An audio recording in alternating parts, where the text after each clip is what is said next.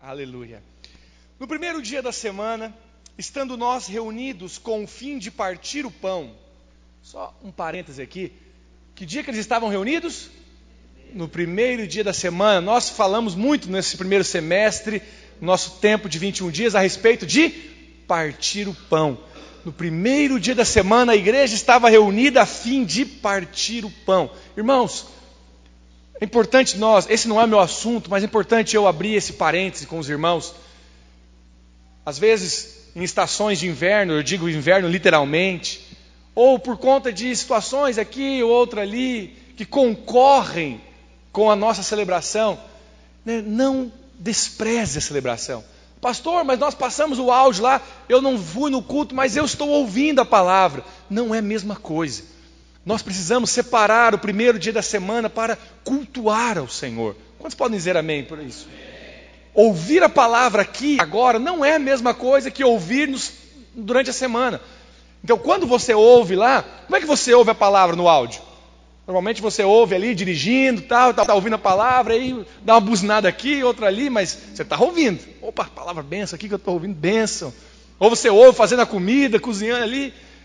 Você acaba que tem a sua atenção dividida.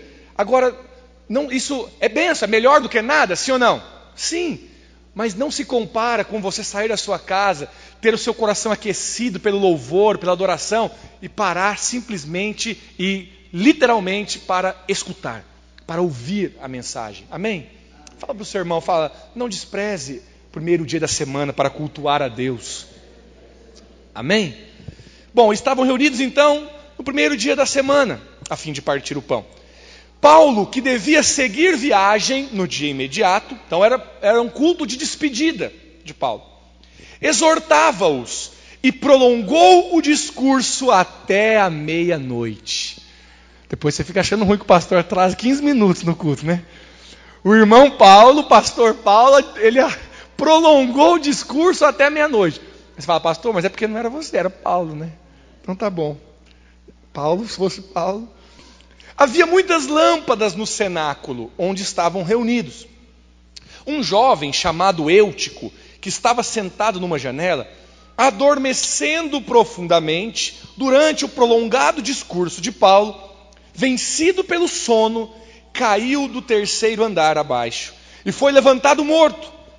Descendo, porém, Paulo inclinou-se sobre ele e, abraçando-o, disse: não vos perturbeis, que a vida nele está. Subindo de novo, partiu o pão e comeu. A ceia então foi feita depois da meia-noite. E lhes falou largamente até quando, irmãos?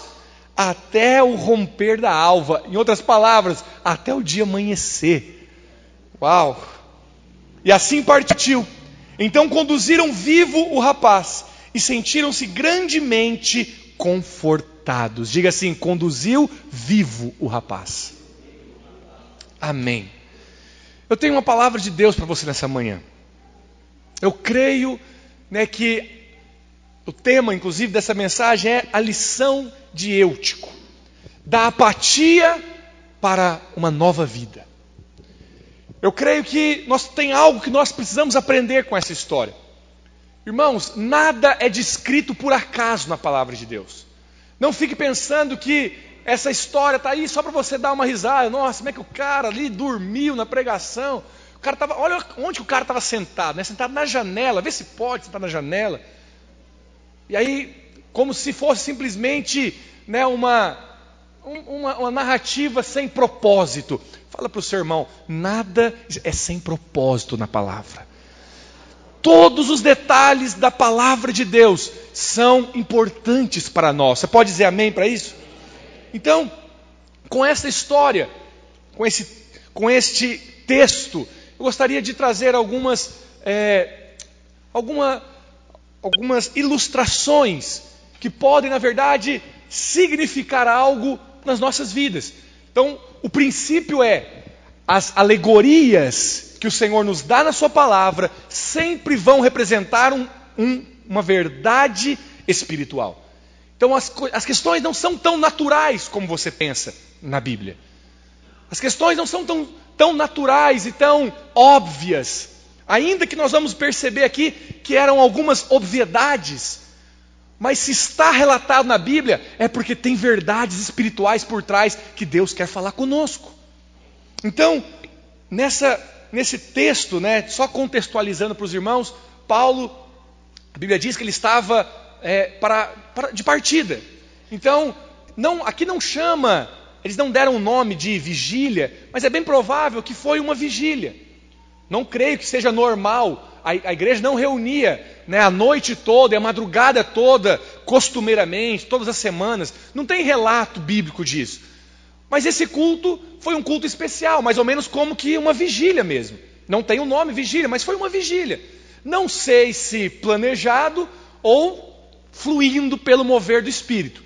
Não sei se eles planejaram realmente passar a noite, ou se foi algo que Paulo começou a pregar e as coisas começaram a fluir. Irmãos, agora você consegue imaginar Paulo pregando? Você consegue imaginar a pregação do apóstolo Paulo? Paulo foi o único irmão que poderia realmente pregar algo novo para a igreja. Todas as vezes que nós aqui subimos nesse púlpito para pregar algo para os irmãos, nós só repregamos o que Paulo já pregou. Agora, ele realmente podia pegar o microfone, subir no púlpito e falar assim: tem um mistério que estava oculto pelos séculos e pelas gerações, mas Deus agora revelou para nós. Cristo em vós, a esperança da glória. Paulo revelou o que estava oculto. Paulo realmente falava coisas novas. E eu quero te chamar a atenção, porque é num contexto como esse, é num culto especial, de despedida do apóstolo. Ele estava pregando. Certamente ele tinha conteúdo para pregar, mas tinha uma pessoa ali que dormiu. Isso é sintomático para nós. Eutico dormir na pregação do apóstolo Paulo é sintomático, tem um ensino por trás. Tem algo que nós precisamos aprender com isso.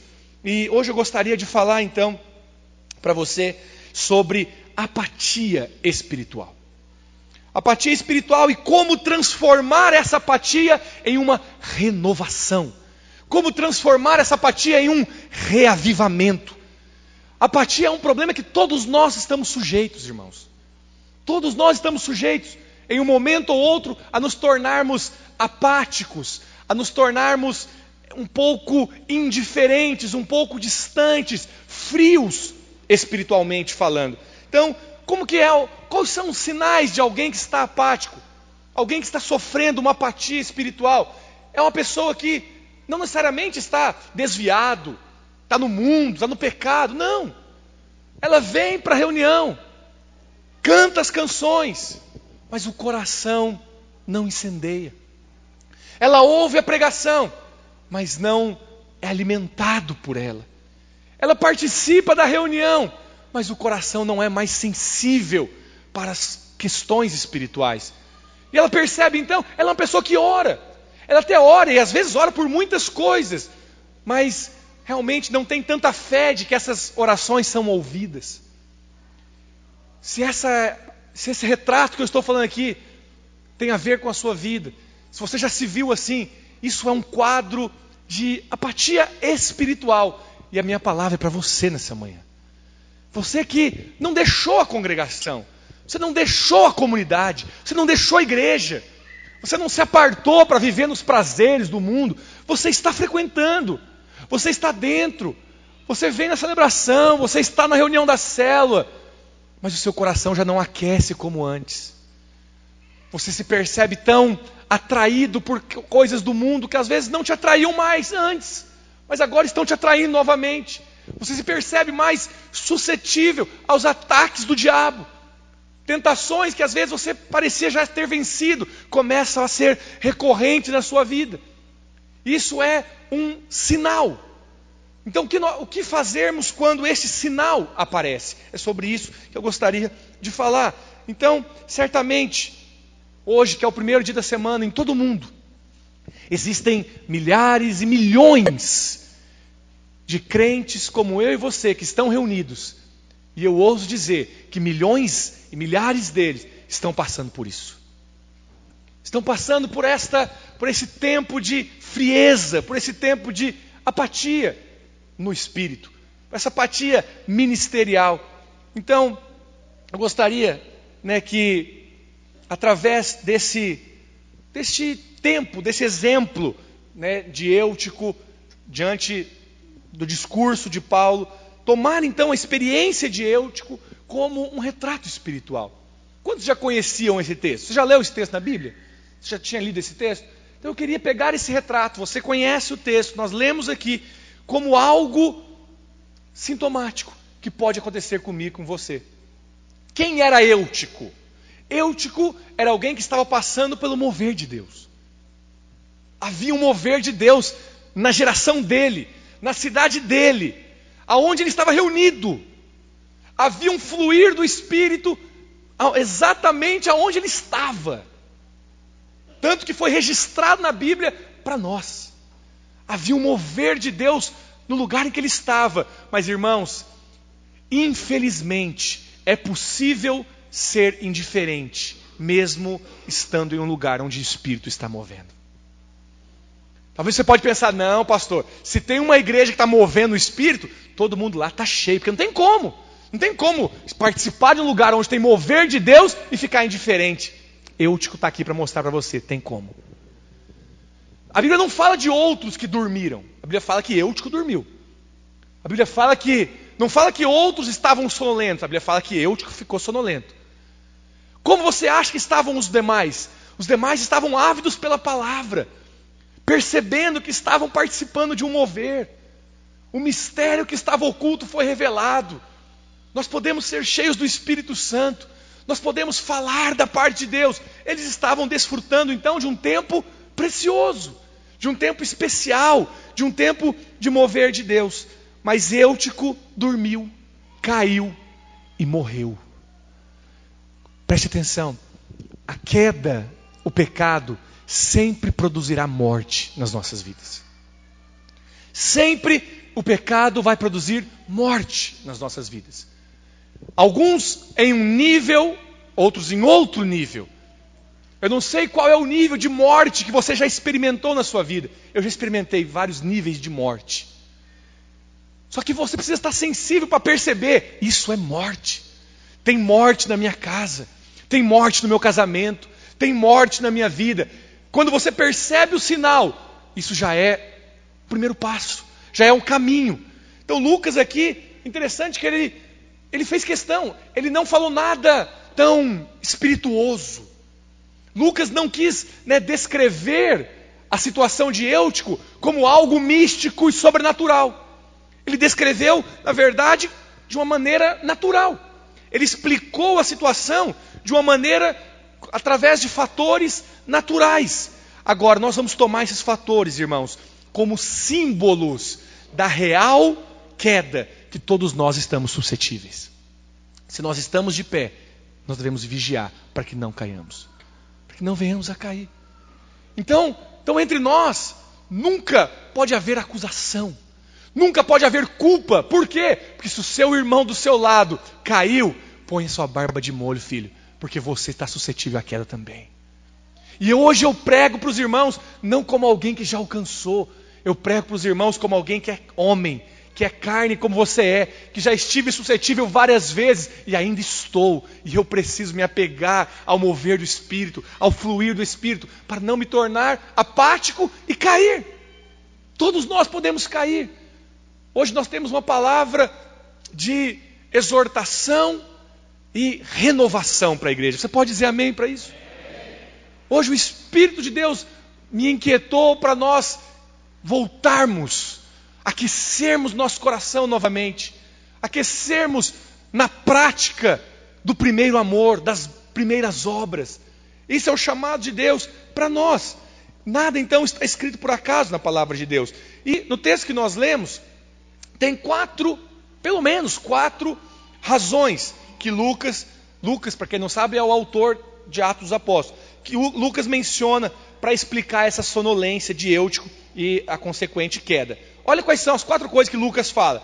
Primeiro ele fala que a hora estava adiantada. Depois ele diz que havia muitas lâmpadas no cenáculo. Depois ele fala que o rapaz estava sentado na janela. E ele diz que o discurso de Paulo então se prolongou. Embora cada um desses fatores, irmãos, sejam naturais, nós sabemos que esse incidente está registrado na Bíblia para advertência nossa. Nós sabemos que esse incidente está aqui para ilustrar uma verdade espiritual, para não cometermos o mesmo erro que Eutico cometeu, para não cairmos assim como Eutico caiu. Então essa é uma palavra, né, de advertência para nós. A sonolência e a queda de Eutico, ela pode ser simplesmente um espelho do nosso embotamento espiritual, do nosso esgotamento espiritual, da nossa frigidez espiritual, frieza espiritual. Então a experiência de Eutico, o retrato como Eutico estava naquela noite, naquele dia, pode ser para nós apenas um espelho de que em algum momento pode vir resultar numa queda e uma consequente morte. Quantos estão me entendendo nessa manhã? Diga amém. Agora, a queda de Eutico também revela algo do coração dele. Ele era alguém que não amava tanto a palavra de Deus a ponto de apreciar a palavra. Sabe que existem níveis, irmãos, de amor, níveis de comprometimento, níveis de responsabilidade, níveis de consagração. A maioria das coisas existem níveis. E nós precisamos ter cuidado com aquele extremismo. É ou não é? Em algumas coisas, é claro, tem algumas coisas que o Senhor falou. Quem não é por mim é contra mim. Quem comigo não ajunta, espalha. Tem algumas coisas que Jesus mesmo foi radical. Mas a maioria das coisas existem um equilíbrio. E existe um nível para as coisas. Então você talvez pode ter entrado já em algum momento da sua vida em queda. Talvez você pode ter caído. Mas a sua queda produziu um nível de morte. A queda do outro produziu outro nível de morte. Quantos irmãos estão me entendendo aqui? Está me entendendo mesmo? É diferente. Então não são todas as quedas iguais. E não é todos os retratos de apatia espiritual que são iguais. Você pode estar me ouvindo aqui, você ter passado por isso há um tempo atrás, ter passado por isso em algum momento da sua vida cristã, ou você pode estar passando por isso hoje. E em nome de Jesus, eu creio que o Espírito de Deus te trouxe aqui nessa manhã para renovar o seu espírito, para renovar seu coração, para produzir reavivamento, para acender de novo a chama. Então, essas situações que nós vemos com Eutico, revela, uma coisa que revela é a falta do amor à palavra de Deus, a ponto de não apreciá-la da maneira devida. Mas outra coisa, ele também não se importava muito com Paulo, que estava a ponto de partir, né? estava se despedindo deles, e a preocupação, o amor, o zelo pelo apóstolo não foi suficiente para mantê-lo acordado. Você consegue perceber que é sintomático? Sim ou não? Consegue perceber que ele poderia até gostar de Paulo, mas assim, estou aí. Mas não tinha realmente um zelo, um amor a ponto de permanecer acordado, porque na outra manhã o apóstolo estaria de partida. Então, se o amor que nós temos por Deus, o amor que nós temos pelos irmãos, for deficiente, este é um sinal de que nós estamos em uma apatia espiritual. Quando você percebe o seu amor esfriando para com os irmãos, para com a igreja, para com seu líder, para com seu pastor, se você percebe o seu amor para com Deus se esfriando, daí eu volto a falar, você canta, você ouve a palavra, você participa. Na verdade você faz tudo o que você fazia antes, mas é como aquela brasa fora do braseiro. Você às vezes até tem um pouco de calor em você ainda, mas já está decretado, vai apagar. Se permanecer assim, vai apagar. Aquela brasa que foi tirada do braseiro, vai apagar. Assim às vezes nós nos encontramos. Nós nos encontramos com um pequeno pavio, uma pequena chama dentro de nós. Mas essa chama não é suficiente para fazer de nós amarmos o Senhor, amarmos a palavra, amarmos a célula, amarmos a igreja. E nós estamos meio que no automático. E nós participamos. Estou aí, estou aqui, estou participando. O que fazer quando essa situação acontece?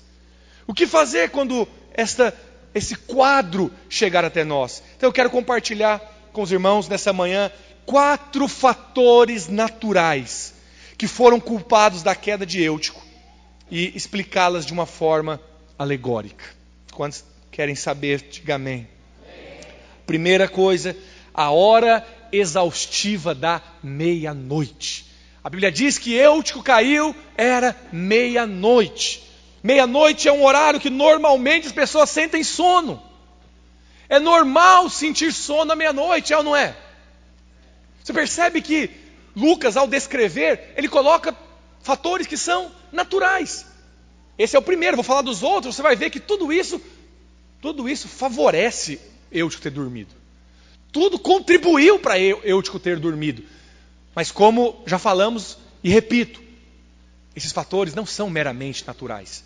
Nós precisamos olhar com a ótica de Deus. O que o Senhor quer nos ensinar? Qual é a verdade espiritual que está por trás disso? Então, se meia-noite é um horário que normalmente nos dá sono, isso já é um sinal para nós. Apatia é algo que pode alcançar cada um de nós. Todos nós estamos suscetíveis a ficar sonolentos espiritualmente. Todos nós estamos suscetíveis a ter sono. Agora, esta sonolência, esta apatia, esse tédio que às vezes nós sentimos, e todos nós estamos sujeitos, precisa ser feito algo. Precisamos fazer algo quando sentimos o sono. Precisamos fazer algo quando percebemos esse tédio, essa monotonia, essa apatia na nossa vida espiritual. Então, existem épocas das nossas vidas, irmãos. Quantos aqui já servem a Deus há mais de 7 anos? Deixa eu ver. Tem mais de 7 anos que você serve a Deus? Poucos. Mais de 5 anos? Ok. Mais de 2 anos. Isso normalmente acontece, irmãos, preste atenção. Isso normalmente acontece quando nós estamos fazendo as coisas que começamos a fazer, não pela primeira vez. Ouça-me, preste atenção. Fazer algo pela primeira vez, irmãos, ainda que você ache que é desafiador fazer algo pela primeira vez, ainda que você ache que exige você um desafio, uma coragem, fazer algo pela primeira vez é o mais fácil. Quando eu colocar aqui uns irmãos discipuladores, um discipulador novo para organizar um encontro e pregar as palavras do arrependimento, do amor de Deus, do batismo do Espírito Santo, no encontro pela primeira vez, vai dar um frio na barriga, e ele vai fazer, vai ser uma bênção, mas quando ele estiver no 50º encontro que ele está organizando e fazendo, ele vai ter que lutar contra a apatia, ele vai ter que lutar contra o tédio. Lá vai eu mais uma vez fazendo o que eu faço tem 10 anos, o que eu faço tem 20 anos, e isso se aplica a nós. Vou falar de nós homens, naturalmente também. Às vezes nós pensamos nas tentações que os jovenzinhos passam. Quando eu falo jovenzinhos, seus 18, 19, 20 anos, solteiro. É quase que global as tentações dos jovens. É quase que, quando a gente já encontra com um jovenzinho, já fala, e aí irmão, está vencendo? Ele já sabe o que nós estamos falando. Só que às vezes, na cabeça de alguns, passou essa fase, glória a Deus, venci. Já venci o que eu tinha que ter vencido. Venci a pornografia, venci a masturbação, venci, me guardei para o casamento. Só que aí quando você chega a 10, 15, 20, 25 anos de casado, você descobre que agora as lutas são maiores. Maior do que você não cair lá antes de casar, é você permanecer casado. Quantos estão me entendendo?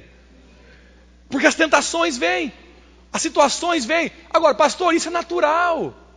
Isso são coisas naturais. A nossa igreja é uma igreja relativamente jovem. É uma igreja relativamente jovem.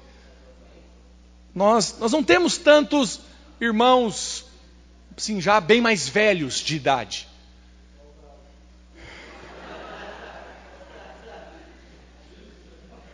Tu que o dizes. Nós não temos. Mas olha, irmãos, quantos já estão aí na faixa dos 35, pelo menos? Nossa, ainda são poucos. Ok, né? Mas olha, irmãos, você sabe que quando você chega aos seus 35, 40 anos, eu já estou entrando nessa fase. Vou te explicar por quê. Então, eu não vou falar minha idade, não. Mas sou mais novo que isso que eu estou falando. Mas quando você chega na fase dos 35, 40, sabe que é um perigo? Existem alguns perigos. Os irmãos, os homens que estão me ouvindo, também eu não quero saber a idade das irmãs, eu perguntei só a idade dos homens. Existe um perigo. Normalmente, porque 35, 40 anos você percebe que você está terminando o primeiro tempo da vida? Percebe, né? Você percebe que depois dos 40, o normal é que você partiu para o final do jogo. É ruim falar isso, mas essa é a verdade. Porque você vai viver aí 80, 90. A Bíblia diz que quando passa de 70 já é enfado.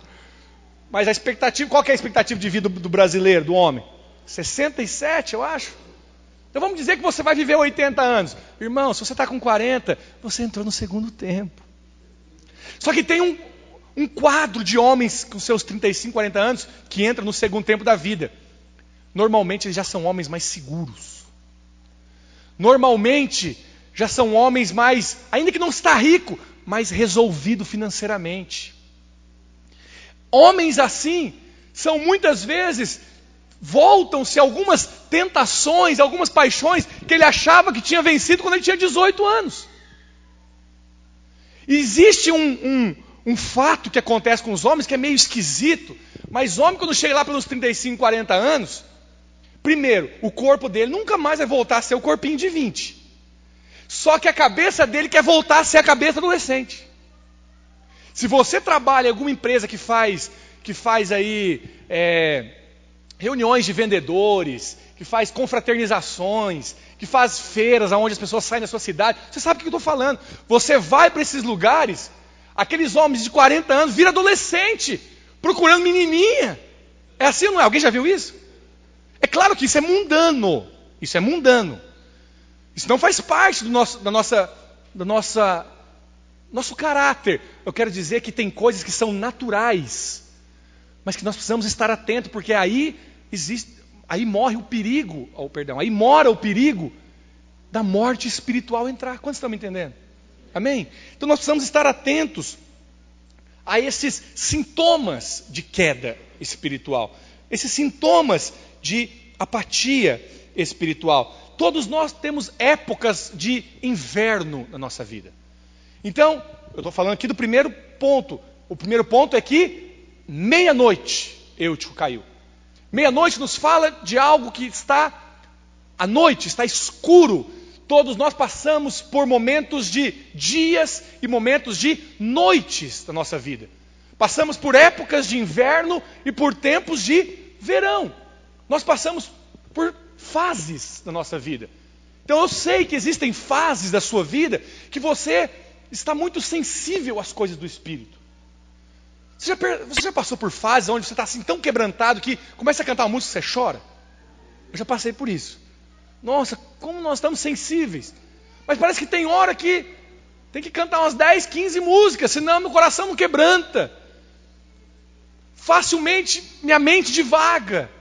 São épocas, são fases, são estações na nossa vida. Mas isso é apenas um sinal.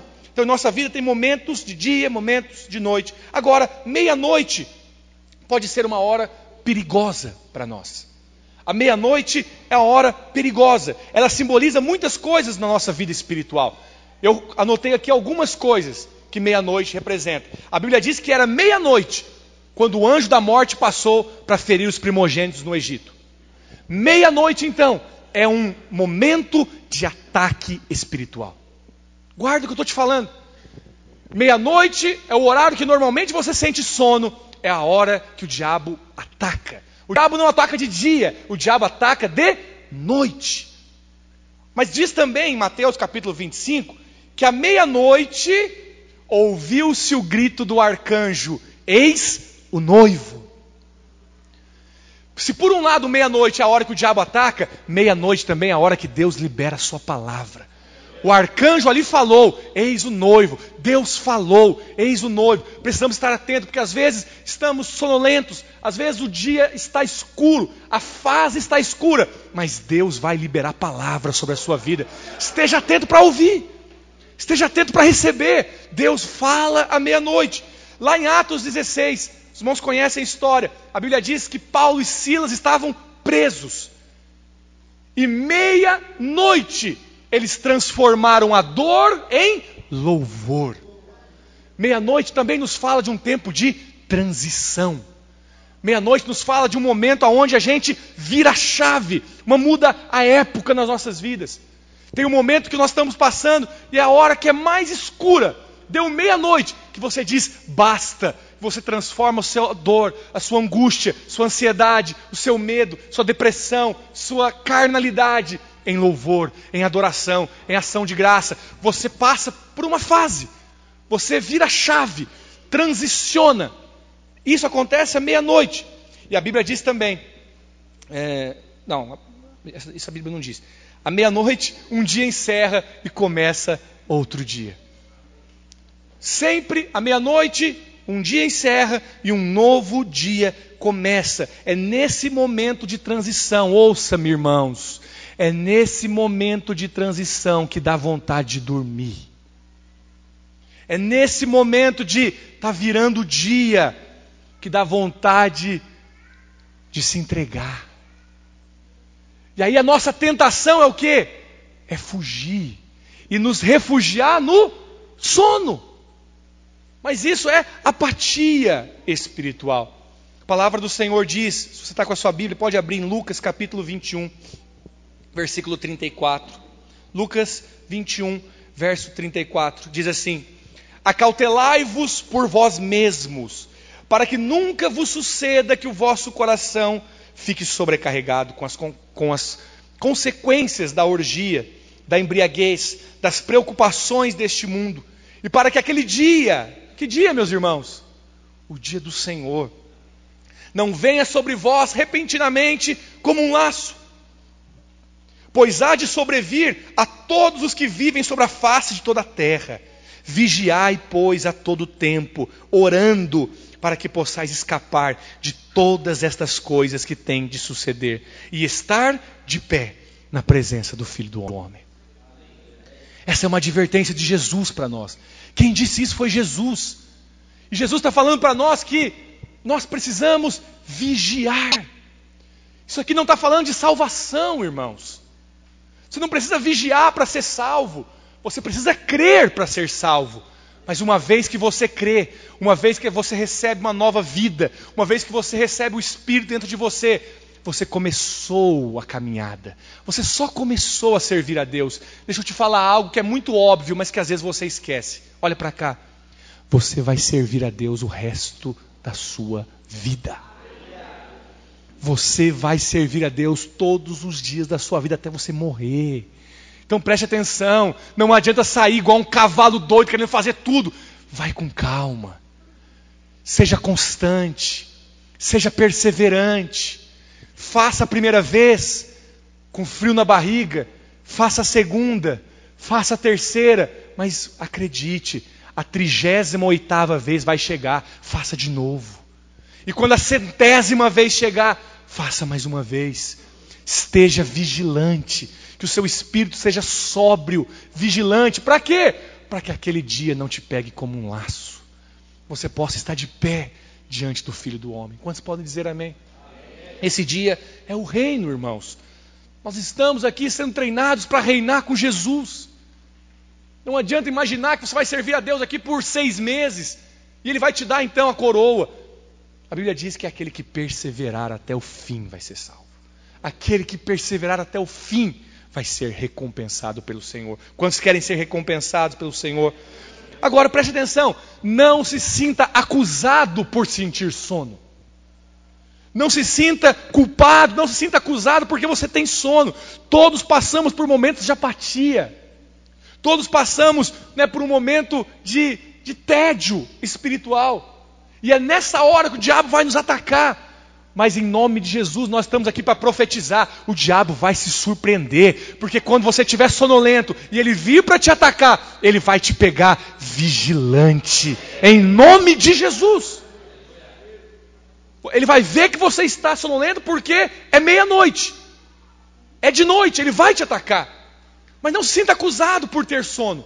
Simplesmente mantenha um espírito vigilante. Eu não vou entregar os pontos, eu não vou jogar a toalha, eu vou manter, eu vou perseverar. Essa apatia vai passar e o fogo vai aquecer de novo. O meu espírito vai entrar em ebulição de novo. Esses dias estão difíceis, pastor, parece que as coisas não rompem, parece que as coisas não acontecem. Mas persevera, filho, vai acontecer. Vai voltar, o fogo vai voltar, a chama vai aquecer. É só um tempo, é só uma estação. O inverno não dura o ano inteiro. Diga amém. A Bíblia diz também que havia muitas lâmpadas naquele lugar. Essa é a segunda coisa. O conforto das muitas lâmpadas. Estas muitas lâmpadas apontam para mim, para você. A Bíblia diz que nós somos esses luzeiros. A luz do Senhor está em nós. Agora preste atenção, o Senhor nos fez luz para brilhar no meio das trevas. Ouça-me, nós somos esses irmãos luz reunidos no mesmo lugar. Essas muitas lâmpadas representam cada um de nós. A vontade de Deus é que a nossa luz possa brilhar na escuridão. Agora, qual é o problema? É que muitos de nós nos tornamos apáticos, irmãos, na nossa vida cristã. Porque a nossa vida cristã se resume ao tempo que nós estamos juntos. Não há vida com Deus em secreto. Não há um servir a Deus no seu quarto. Não há um buscar a Deus. E aí então você se acomoda quando está diante dos luzeiros. Você acredita que a sua luz talvez foi só para esse momento. Mas não. O Senhor te chamou para ser luz lá fora. É lá no seu trabalho, na sua escola, na sua universidade. O Senhor te chamou para brilhar. Não se permita ficar acomodado por causa do conforto das muitas lâmpadas ao nosso redor. Nós precisamos ser cuidadosos, porque quando nós estamos todos juntinhos, vem o comodismo. É nessa hora que a comunhão, a koinonia de Deus pode virar a koinonite. Koinonite é uma doença. Sabe aquela célula que cresceu, uma bênção, fruto de encargo, fruto de evangelismo saudável, fruto de fogo do Espírito. Aí a célula tinha 5, passou a ter 8, agora tem 20 irmãos. Aí nós falamos, glória a Deus, vamos multiplicar. E os irmãos falam, não vamos, está tão gostoso aqui. A comunhão perdeu o propósito. Já não é mais uma koinonia, agora já é algo que está te atrapalhando. E isso vai cooperar para a apatia na sua vida. Você vai se refugiar no meio das outras lâmpadas. Então nós precisamos ser cuidadosos, irmãos, quando a nossa comunhão chegou ao ponto aonde nós queremos que ninguém mais mexa conosco. Sabe, nós viemos de uma igreja, e é bem provável que nós seremos assim no futuro, que está em constante transições. Você já ouviu essa expressão que o que não muda na videira são as mudanças? Alguém já ouviu isso aqui? Talvez poucos irmãos, porque nossa igreja talvez não tenha tanta gente como nós temos, por exemplo, em Goiânia. E Goiânia é um celeiro. Eu vou profetizar que Caxias do Sul é um celeiro de obreiros e pastores para o Rio Grande do Sul, em nome de Jesus. Então essa hora vai chegar para nós. Mas lá em Goiânia é o seguinte, eu converti lá, eu casei lá, tive minhas 2 filhas lá, fui ordenado lá, pastoreei lá. Eu sei o que é viver lá e constantemente há mudanças. Por quê? Porque levanta um pastor, daqui a pouco o pastor é enviado. Daqui a pouco levanta outro obreiro.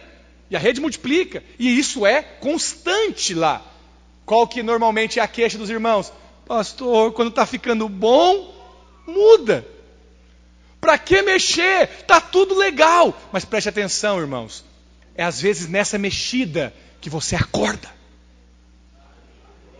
Você está sonolento. E às vezes é quando nós mexemos que você é despertado. É no momento que parece estar tudo arrumadinho, que parece estar tudo confortável. E aí vem alguém e muda tudo. O desconforto chega e imediatamente nós despertamos. Quantos estão me entendendo? Então, fala para o seu irmão, fala, o alvo de Deus é não deixar você cair. Amém? Quando essas mudanças vêm, isso te desperta. É porque Deus não quer que você caia, filho.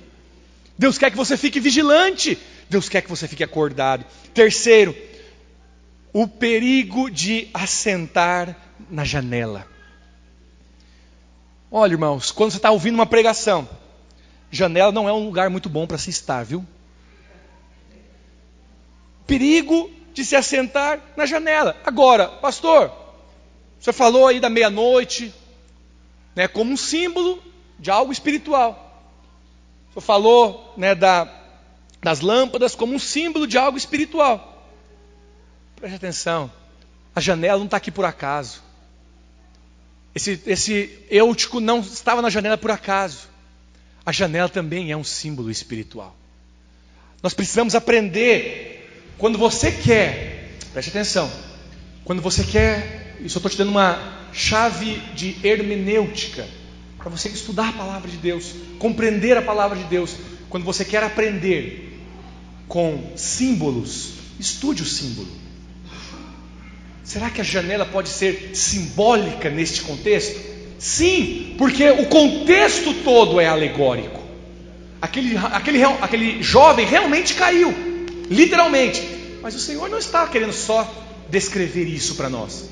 A troco de quê? A troco de narrar alguém que caiu. Não, Ele quer nos ensinar algo espiritual. A janela também tem um significado espiritual. Primeiro, a janela aponta para nós para algo de atenção dividida.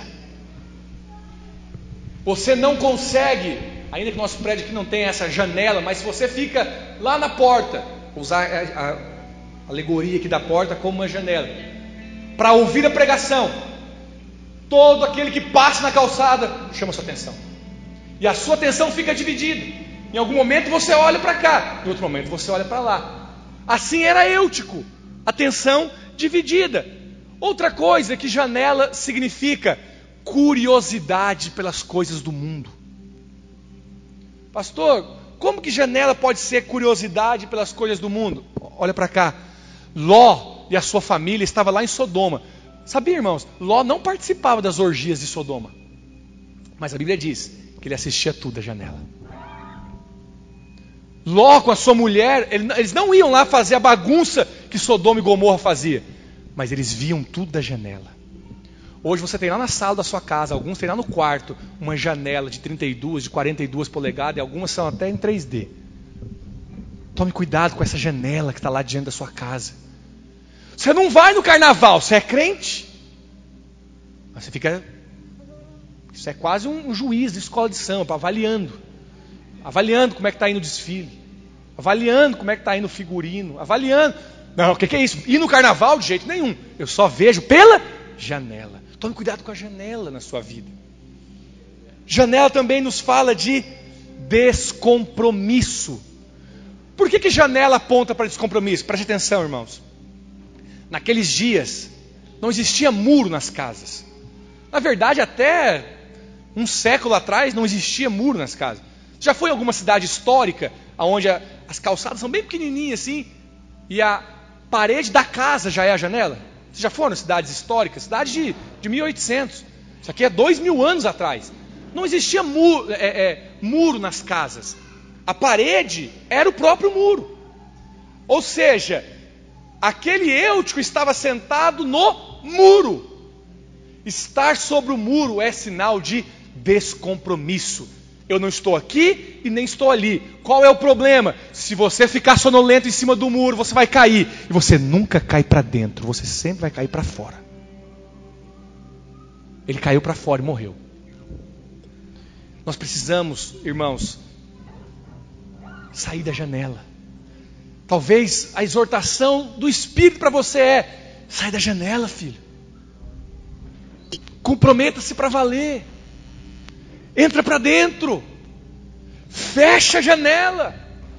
Não deixe a sua atenção ser dividida. Eu estou de olho aqui, mas eu estou de olho ali também.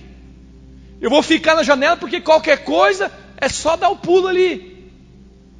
Estar na janela já é por si só um retrato de descompromisso. Então não se permita ser atraído pelo mundo. E quando essas coisas começarem a chamar sua atenção, foque a sua atenção nas coisas do céu. Não se sinta acusado por ser tentado. Pastor, parece que eu tinha vencido esse negócio há muitos anos atrás. Amigo meu me chama para ir num boteco beber. Nossa, eu já tinha vencido isso há tantos anos atrás, nunca mais fui. Mas parece que agora está me dando vontade. Não fique acusado quando isso acontecer, mas você precisa fazer algo quando isso acontecer. Não permita que a apatia faça você cair. Quantos estão me entendendo? Diga amém. E por último, falta de fome pela palavra de Deus. Eutico dormiu, irmãos, porque não tinha fome pela palavra de Deus. Essa sonolência que vem diante da palavra.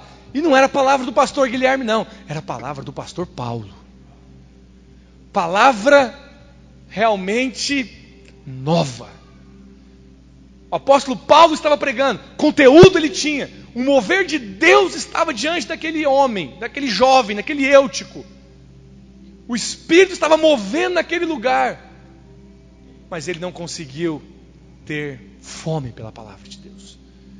Ele não conseguiu manter-se acordado, mesmo Paulo pregando. Se nós queremos uma renovação na nossa vida, irmãos, nós precisamos ser cheios do Espírito Santo. Ser cheio do Espírito Santo é uma questão de decisão. Não fique naquela postura passiva de pensar, se Deus quiser me encher, Ele me enche. Deus não faz isso. Ser alguém cheio do Espírito, ser alguém ávido pela palavra, ser alguém que deseja a palavra, é uma decisão. Você diz assim, eu não estou satisfeito com essa condição espiritual que eu vivo hoje, eu vou me apegar à palavra, eu vou buscar a Deus, eu vou buscar o Espírito. Vigília na igreja, eu não vou faltar. Reunião de oração, eu não falto. Celebração, eu não falto. Céu, eu não falto. Eu não estou querendo ir, mas eu vou, porque eu preciso ser cheio do Espírito Santo. Vocês estão me entendendo? É uma decisão. É um caminho que você decide trilhar. É um caminho que você decide andar por ele. A falta de fome na palavra de Deus fez com que Eutico dormisse com o apóstolo pregando. Que nós sejamos renovados nesta manhã. O Espírito de Deus colocou essa palavra no meu coração. E eu creio que é para que nós possamos sair daqui hoje como que colocando combustível no nosso espírito. Talvez não é só uma celebração, não é só um culto, não é só uma reunião que vai mudar completamente o seu estado, mas hoje pode ser o start. Hoje pode ser um start para que o brilho do Espírito possa voltar nos seus olhos, para que você volte a ter paixão pelas coisas de Deus, para que você volte a ficar extasiado com momentos de adoração, para que você volte a ter lágrimas nos olhos quando uma palavra vier sobre o seu coração. Talvez você entrou aqui nessa manhã e nem se lembra qual foi a última vez que você chorou na presença de Deus. Sabe, homens, nós não somos chorões. Jesus não era chorão, mas a Bíblia diz que Jesus chorou. Jesus era alguém sensível. Jesus era alguém que facilmente percebia as coisas de Deus. Nós precisamos ser assim. Nós precisamos ser sensíveis com as coisas do Espírito. Podemos estar passando por dias de sonolência. Pode ser que você está no seu inverno espiritual. Hoje você precisa tomar uma decisão. Eu vou perseverar. Eu vou permanecer até que a chama volte a brilhar. Até que o fogo volte a pegar. Coloque-se de pé. Eu não vou chamar você aqui à frente que está passando por isso. Mas eu creio que nós podemos orar uns pelos outros nessa manhã. Só que para encerrar, quero dizer para você, Jesus, o glorioso, escreveu para a igreja de Éfeso Ele disse, Apocalipse capítulo 2, conheço as tuas obras, conheço as tuas, tanto o teu labor, como a tua perseverança, e que não podes suportar homens maus, e que puseste à prova os que a si mesmos se declaram apóstolos e não são, e os achaste mentirosos, e tens perseverança, e suportaste provas por causa do meu nome, e não te deixaste esmorecer. Tenho, porém, contra ti, que abandonaste o teu primeiro amor. A igreja de Éfeso era uma igreja que exteriormente tinha algo para apresentar do Senhor. Jesus elogiou, falou, eu conheço a tua obra, eu conheço o teu labor, labor é trabalho árduo.